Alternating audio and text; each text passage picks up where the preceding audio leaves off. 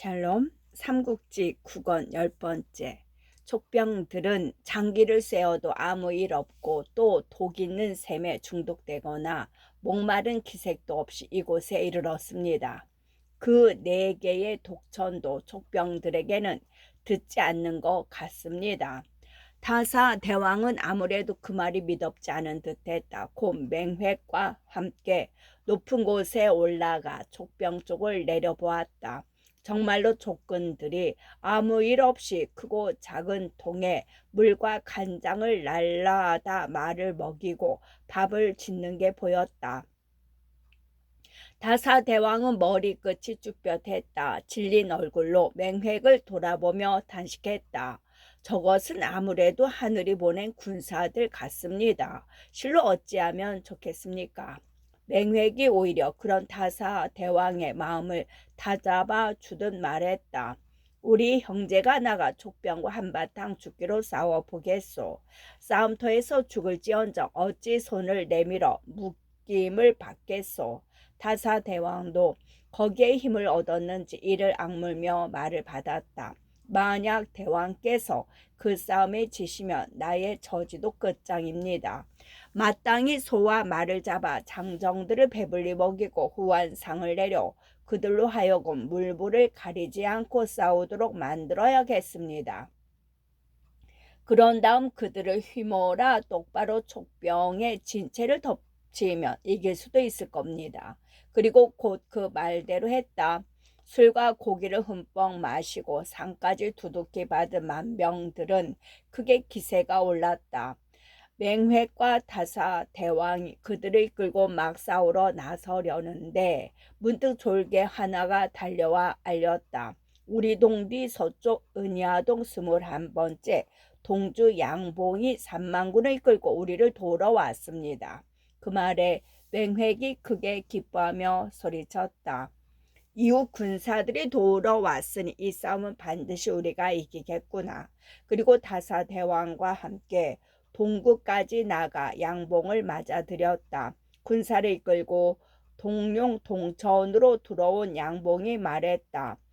제게는 가려 뽑은 군사 3만이 있습니다. 모두 절갑을 입고도 산봉우리와 높은 영마루를 나는 듯 치달을 수 있으니 족병 100만은 넉넉히 당해낼 것입니다. 거기다가 또 내게는 5 아들이 있는데 모두가 무예를 갖추었습니다. 우리가 대왕을 도와드릴 것이니 대왕께서는 조금도 걱정하지 마십시오. 그런 다음 5 아들을 모두 불러들여 맹획에게 절하게 했다. 맹획이 그들을 살펴보니 하나같이 표범에 몸 놀림의 호랑이의 생김이라 위풍이 대단했다. 맹획은 기뻐에 마지 않으며 크게 잔치를 열어 양봉 부자를 대접했다.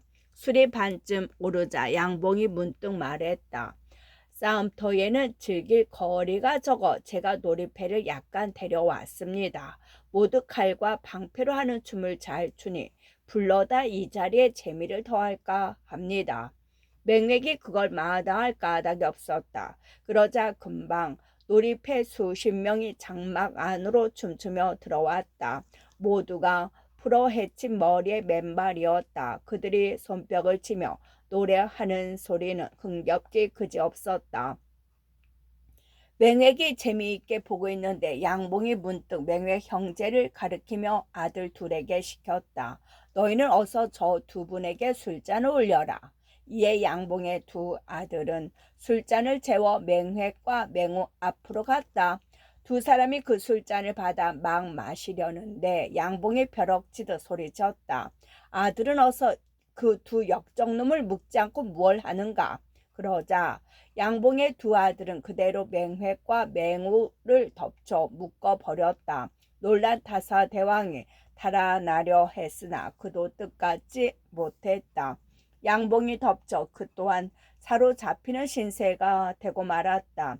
그때껏 춤추고 노래하던 놀이패들이 돌연 무서운 기세로 장막을 에워싸니 누구도 맹획 형제나 타사 대왕을 구하러 덤빌 수가 없었다. 맹획이 정신을 차려 그런 양봉을 꾸짖었다. 도끼를 토끼가 죽으면 여우가 슬퍼지는 법이니 같은 부류는 해치지 말라는 옛말이 있다. 너와 나는 모두 같은 족속의 동주들로서 지난날 아무 원한진 일도 없는데 어찌하여 나를 해치느냐. 그러자 양봉이 타이르듯 그 말을 받았다. 우리 형제며 우리 조카는 모두 제가 승상으로부터 목숨을 살려주신 은혜를 입었다. 그 은혜를 갚을 길 없어 하던 차에 마침 네가 모반을 하니 어찌 너를 잡아다 승상께 바치지 않겠느냐. 그리고 장막을 나가 먼저 각 통으로 불려온 장정부터 각기 제 고향으로 돌려보낸 다음 맹획 형제와 다사 대왕을 끌고 공명의 진채로 갔다. 제갈 공명을 찾아본 양봉이 그 앞에 엎드려 말했다. 저희는 모두 승상의 은덕에 감복하여 여기 맹획과 맹우 및 그를 돕던 무리를 사로잡아 왔습니다. 작은 가품이라도 될까 하여 승상께 바치오니 거두어 주옵소서. 공명은 그 뜻 아니한 선물에 매우 기뻤다. 한바탕 어려운 싸움을 각오하고 있었는데 양봉이 그걸 피할 수 있게 해준 까닭이었다. 공명은 양봉 부자에게 큰 상을 내린 다음 맹획을 끌어오게 했다. 어떠냐? 이번에는 네 진심으로 항복하겠느냐?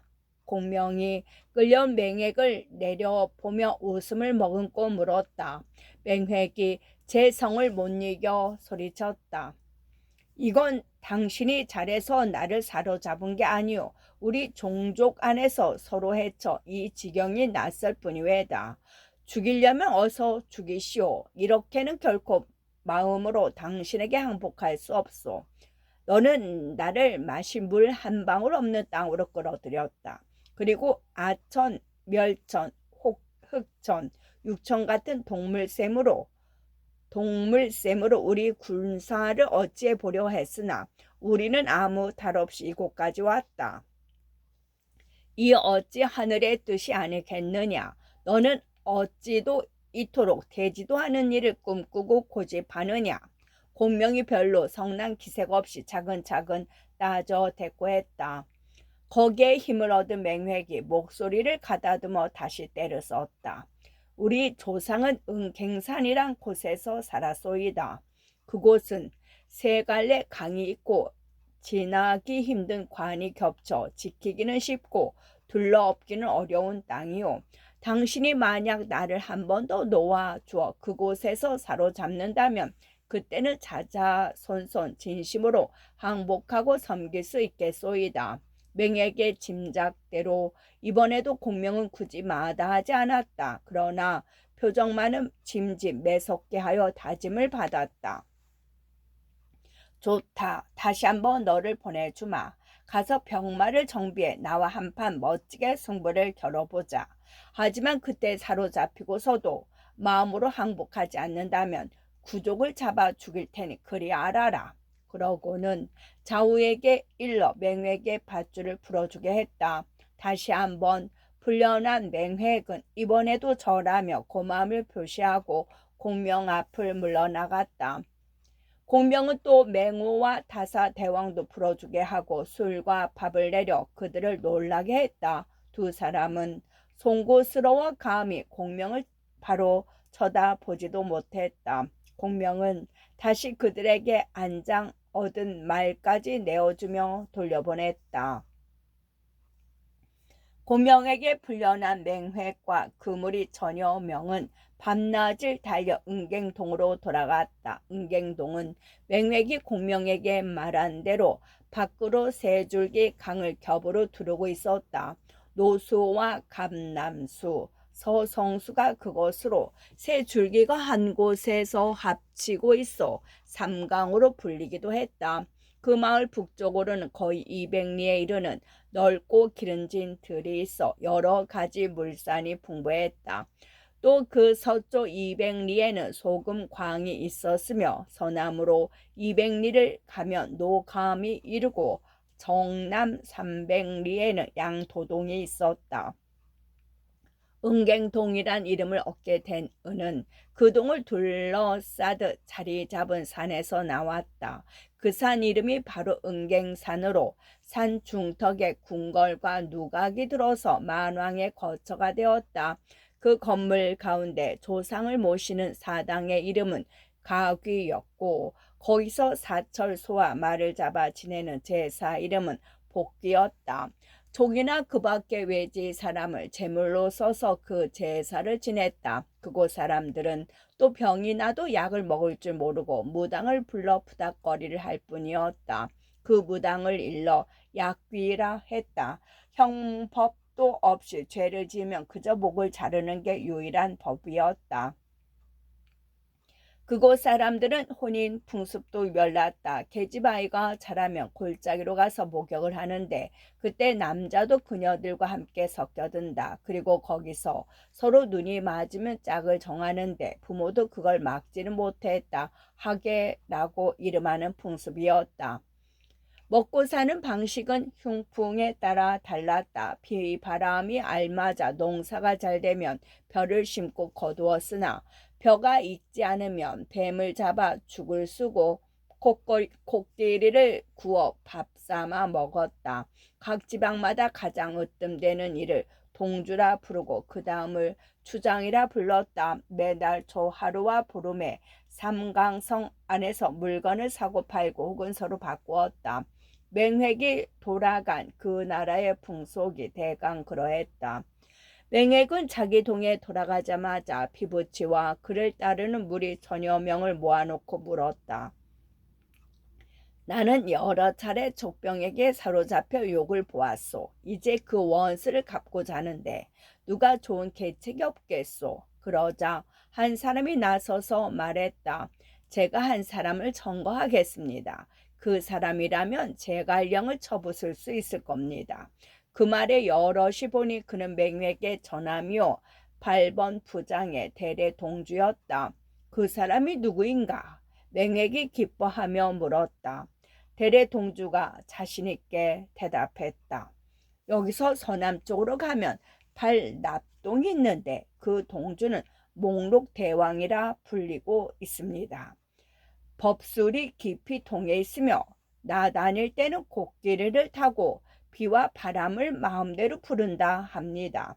언제나 호랑이와 표범, 늑대에다 독사며 정가를 데리고 다닐 뿐 아니라 산만의 신병을 부리는데 용맹하고 날래기가 이만저만이 아닙니다. 대왕께서는 그를 닫고 예를 갖춰 그에게 도움을 청해 보십시오. 제가 직접 가서 목록 대왕에게 졸라 보겠습니다. 만약 이 사람이 우리 청을 들어준다면 족병은 조금도 두려워할 게 없을 겁니다. 이에 맹획은 전함의 말을 따라 그에게 글을 주어 팔납동으로 가보게 했다. 그리고 거기까지 따라온 타사 대왕은 삼강성으로 보내 그곳을 지키면서 앞서 족병을 맡게 했다. 오래잖아 공명이 이끈 족병들이 삼강성에 이르렀다. 공명이 삼강성을 살펴보니 세 방향은 강물이 둘러있고 한 곳만 강 언덕으로 이어져 있었다.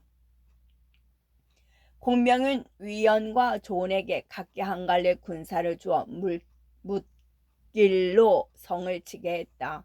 위원과 조은이 성 아래 이르자 성벽 위에 적군이 활과 쇠뇌를 비오듯 쏘아 붙였다. 원래 은갱동의 사람들은 활과 쇠뇌를 익혀 솜씨가 뛰어났을 뿐만이 아니라 그들이 쓰는 쇠뇌가 또한 유별났다. 한 번에 화살이 10대씩 날아가는데 화살 끝에 묻은 독이 끔찍했다. 그 화살에 맞으면 온몸이 썩어 장자를 내보이고 죽게 된다고 했다.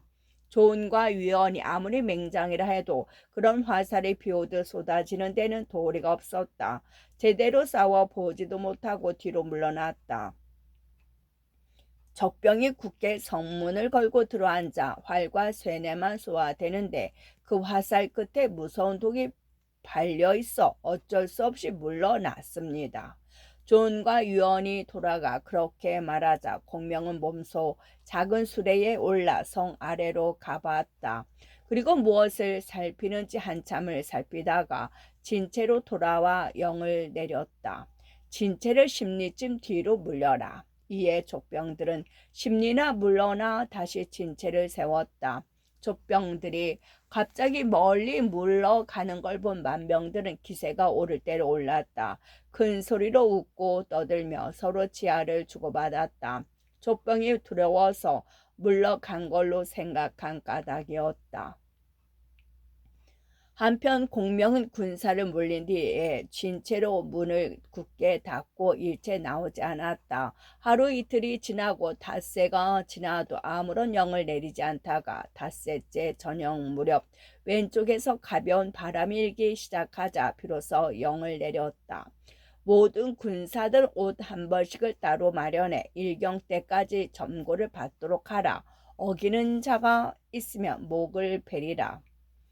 그 갑작스런 영의 군사들은 모두 어리둥절했다. 그러나 다른 사람도 아닌 공명의 영이라 감히 어기지 못하고 시키는 대로 따랐다. 군사들이 모두 옷 한 벌씩을 따로 마련해 정한 시각에 모이자 공명이 다시 영을 내렸다. 군사들은 모두 그 옷에 흙을 재우고 삼강성 아래로 모이라. 먼저 이른 자에게는 크게 상을 내리리라. 그러자 군사들은 모두 가지고 있던 여벌 옷에 흙을 재우고 나는 듯 삼강성 아래로 달려갔다. 공명이 다시 그들에게 소리 높여 외쳤다. 모두 성벽 아래 가져온 흙을 쏟고 성벽으로 오르라. 먼저 성벽 위에 오르는 자의 공을 으뜸으로 치리라. 이때 족병의 수는 원래의 군사 10만에 항복한 군사 1만을 합쳐 11만이나 되었다. 한꺼번에 들고 있던 흙을 성벽 아래에 쏟으니 금세 흙으로 된 산이 성벽으로 이어졌다. 족병들은 한 소리 군호를 정해놓고 거기에 맞춰 일제히 성벽 위로 기어 올랐다. 꺾일 줄 모르는 저항의 넋. 꺾일 줄 모르는 저항의 넋. 마음 놓고 있던 만병들은 깜짝 놀랐다. 급히 활과 쇠뇌를 쏘려 했으나 깜깜한 밤중이라 잘 보이지도 않거니와 그럴 겨를도 없었다. 잠깐 사이에 태반은 사로잡히고 나머지는 공지가 빠지게 성을 버리고 달아났다. 맹획을 따라 거기까지 왔던 다사 대왕이란 자도 그 어지러운 통에 비참하게 목을 잃고 말았다. 순식간에 삼강성을 빼앗은 공명은 거기 있던 진귀한 보물들을 모두 거두어 공이 많은 장졸들에게 상을 내렸다.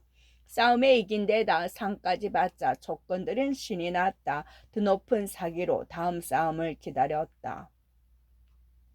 한편 성을 버리고 달아난 만병들은 맹회계가 돌아가 울며 알렸다. 타사 대왕께서는 돌아가시고 삼강성은 족군에게 빼앗겨 버렸습니다. 맹획은 그 말에 깜짝 놀랐다. 겉정으로 간이 오그라드는 판에 사람이 들어와 알렸다. 족병이 벌써 강을 건너 우리 동 앞에 진채를 내렸습니다. 맹획은 더욱 놀라 어쩔 줄 몰랐다. 손발을 바로 가누지 못하고 오락가락 하는데 병풍 뒤에서 한 사람이 깔깔 웃으며 나와 말했다. 명생 남자가 되어 어찌 그리도 답답하게 구십니까? 제가 비록 한낱 여자 몸이나 당신과 함께 나가 싸워보겠습니다. 맹획이 그 사람을 보니 다름 아닌 아내 추경 부인이었다. 부인은 대대로 남만에 살아온 집안의 딸인데 화신인 축융씨의 후예로 알려져 있었다. 한자로 비도를 잘 써 그녀가 칼을 날리면 100번을 날려 100번이나 관역에 꽂혔다. 축용 부인의 격려로 힘을 얻은 맹맥은 자리에서 일어나 아내에게 감사하고 싸울 채비에 들어갔다. 축용 부인은 큰소리 진대로 앞장서 말에 오른 뒤 피부치들 수백과 동병 5만을 끌고 족병과 싸우러 은갱동을 나갔다. 추경 부인이 막 동굴을 나서는데 한때의 족병들이 길을 막았다. 앞선 대장은 장이었다. 장이는 추경 부인이 만병들을 끌고 달려오는 걸 보자 군사들을 벌려 적을 맞을 제비를 하게 했다. 추경 부인은 등에 5자루의 비도를 꽂고 손에는 한길 8자나 되는 막대를 든 채 덜 붉은 적토마 위에 앉아 있었다. 그런 그녀를 보자 장인은 속으로 은근히 찬탄을 맞지 않았다. 그러나 만난 곳이 싸움터라 구경만 할 수가 없어 달려나가 맞섰다. 두 사람이 어울린 지 몇 합 되기도 전에 주경 부인이 돌연 말머리를 돌려 달아나기 시작했다. 여자라고 은근히 깔보던 장이가 생각 없이 그런 그녀를 뒤쫓았다. 달아나던 주경 부인이 몸을 획 틀며 어느새 뽑아들고 있던 비도를 날렸다. 그제서야 놀란 장이가 얼른 손을 들어 비도를 쳐내려 했으나 날아온 칼은 어김없이 장이의 왼팔에 꽂혔다. 아픔을 이기지 못한 장인은 몸을 뒤집으며 말에서 떨어졌다. 보고 있던 만병들이 함성을 지르며 몰려와 장이를 꽁꽁 묶어 버렸다. 족장 마충은 장이가 적에게 사로잡혔다는 소식을 듣자 놀라 달려 나왔다. 급하게 장이를 구하러 가려는데 만병들이 쏟아져 나와 길을 막았다. 그 속에 주경 부인이 긴 막대를 들고 마루에 앉아있는 걸 보자 마충은 벌컥 화가 났다. 한 칼에 요절낼 양으로 말을 박찼다. 그런데 그 무슨 운수인지 마충이 미쳐 주경 부인에게 다가가기도 전에 타고 있던 말이 밧줄에 걸려 뒤집어졌다. 말이 뒤집히니 그 위에 타고 있던 사람이 성할 리가 없었다. 마충이 땅에 떨어져 뒹굴자 만병들이 우르르 몰려들어 그 또한 묶어버리고 말았다. 주경 부인이 마충과 장의를 사로잡아 은갱동으로 돌아가자 맹획은 기뻐 어찌할 줄 몰랐다. 그게 잔치를 열어 이기고 돌아온 아내와 군사들의 기운을 돋궈 주었다.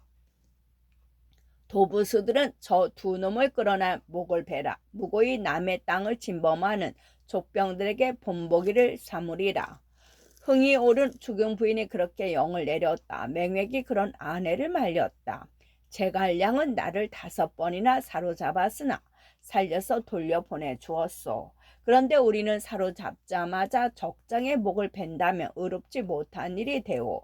우리 동에 가두어 두었다가 제갈량까지 사로잡은 뒤에 죽여도 늦지 않으리라. 그러자 주경 부인도 남편의 말을 따랐다. 마충과 장이를 끌고 나가게 한 뒤 깔깔거리며 술을 마시고 풍악을 잡혔다. 한편 죽은 부인에게 장수 둘을 잃고 공명에게로 쫓겨간 족병들은 순 넘어가는 소리로 그 소식을 알렸다. 공명은 별로 놀라는 기색도 없이 마대와 위원 좋은 3사람을 불러들였다. 그리고 무언가 가만히 개규를 주어 먼저 내보냈다. 다음 날이 되었다. 맹획과 주경 부인이 느긋한 마음으로 저희 골짜기에 들어앉아 있는데 졸개 하나가 달려와 알렸다. 족장 조은이 와서 싸움을 걸고 있습니다. 그 말을 들은 주경 부인은 맹획이 무엇라고 말할 틈도 없이 말에 뛰어올랐다.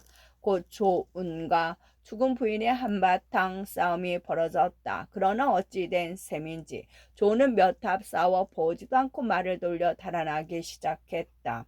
죽은 부인은 복병이 있을까 두려워 감히 뒤쫓지 못하고 군사를 되돌렸다. 다음 날은 위원이 또 은갱동으로 와 싸움을 걸었다. 죽은 부인이 달려나가 싸움이 시작됐지만 결과는 전날과 마찬가지였다. 위원이 거짓으로 패한 채 달아나며 죽은 부인을 깨어내 보려 했으나 그녀는 이번에도 위원을 뒤쫓지 않았다. 다음 날이 되었다. 이번에는 조은이 다시 돌아와 싸움을 걸었다. 죽은 부인이 또 은갱동을 나가 조은을 맞았다. 조은의 계략은 전날과 다름없었다. 몇 합 싸우지 않고 거짓으로 패에 달아났다. 죽은 부인도 여전히 매복이 들어와 그런 조언을 뒤쫓지 않았다. 그런데 죽은 부인이 막 군사를 돌리려 할 때였다. 어디선가 위원이 달려나와 바가지 욕을 퍼부으며 달려들었다. 참고 참았던 죽은 부인도 그 상스러운 욕질에는 발끈하고 말았다.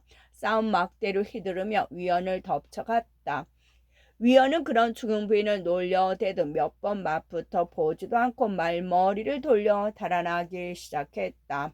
성난 죽은 부인은 이것저것 생각도 없이 그대로 위원을 뒤쫓았다. 위원은 힐끗힐끗 돌아봐 가며 산기슭 샛길로 달아났다. 한참을 달리다가 큰 함성이 일어 위원이 돌아보니 죽은 부인이 안장을 안고 말에서 떨어지는 중이었다.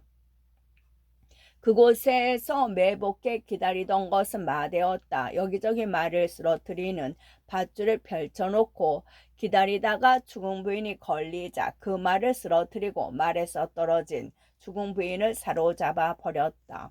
마대가 죽은 부인을 사로잡아 가는 걸 보고 만장과 그 졸개들을 구하러 달려갔으나 될 일이 아니었다. 존이 어디선가 되돌아와 덤벼드는 만병들을 두드려 흩어버렸다. 죽은 부인이 족병의 대체로 끌려가니 공명이 장막의 단정에 앉아 기다리고 있었다. 그 부인의 밧줄을 풀어주라. 공명은 무사들에게 그렇게 영을 내린 다음 다른 장막으로 데려가 술을 내리게 했다. 죽은 부인의 놀란 가슴을 달래주려 함이었다. 맹획에게도 사람을 보내라. 우리가 죽은 부인을 사로잡았음을 알리고 그녀와 장의 마충을 바꾸자고 하여라. 죽은 부인의 마음을 달래준 뒤 공명은 다시 그렇게 영을 내렸다. 공명의 전가를 받은 맹획은 얼른 거기 응했다. 장의와 마충을 돌려주고 죽은 부인을 되찾아갔다. 맹획은 아내가 돌아온 게 기쁘기는 했으나 한편으로는 걱정도 컸다. 은근히 믿었던 그녀도 공명에게는 한낱 어린애에 지나지 않았기 때문이었다.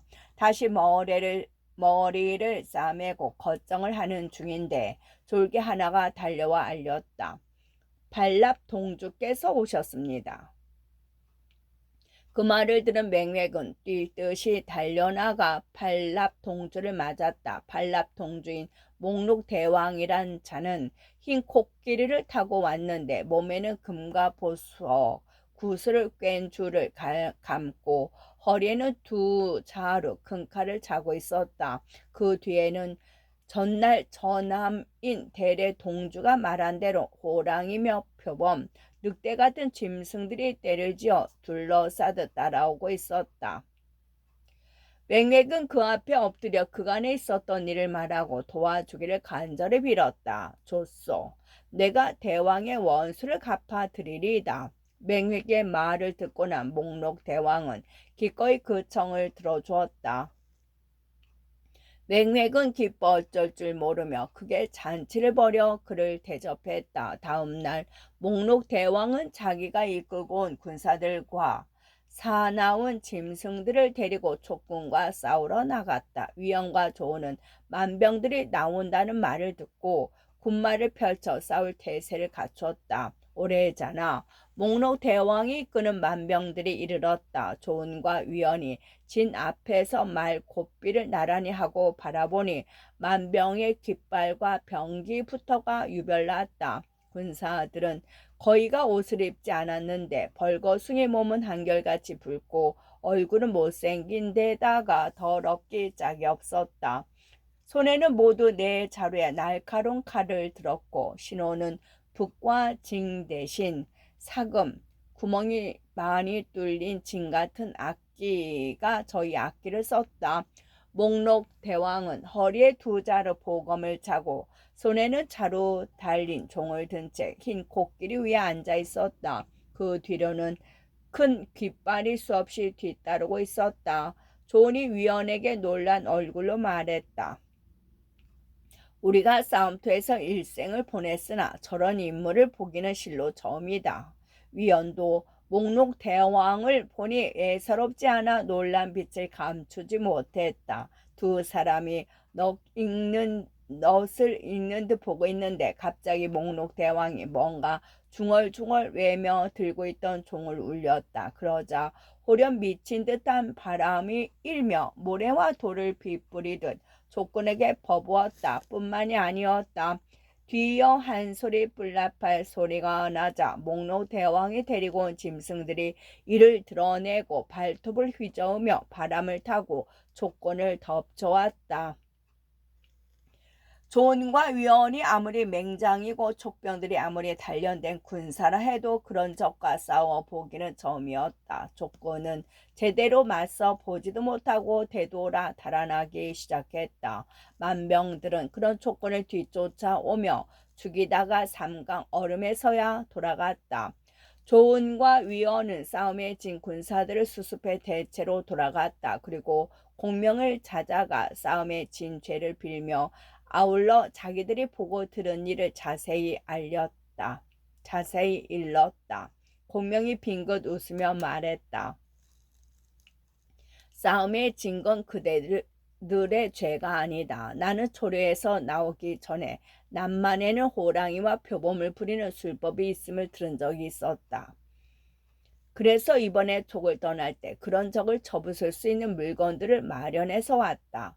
군사들 뒤에 따라오는 수레 중에 따로 봉해진 20대가 있을 것이다. 그 중에서 우선 10대를 풀었으면 까지 잡술쯤은 어렵지 않게 물리칠 수 있다. 나머지 10대는 나중에 따로 있을 때가 있을 것이다. 그러고는 곁에 있는 군사들에게 영을 내렸다. 후진에 가면 붉은 기름을 칠한 상자가 실린 수레 10대와 검은 기름을 칠한 상자가 실린 10대가 있을 것이다. 그 중에서 붉은 것은 이리로 가져오고 검은 것은 따로 잘 갈무리 두어라. 장수들은 그때까지도 공명이 무엇을 하려고 그러는지를 알지 못했다. 군사들이 붉은 칠한 수레를 몰고 오자 공명은 그걸 뜯게 했다. 그 안에서 나온 것은 나무로 깎아 칠을 한 큰 짐승들이었다. 겉에는 털 가죽을 옷의 실로 바느질에 붙인 강철로 된 이와 발톱을 단 것이었는데 크기는 한 마리에 10사람이 올라탈 만했다. 공명은 날랜 군사 1,000명을 뽑아 끝.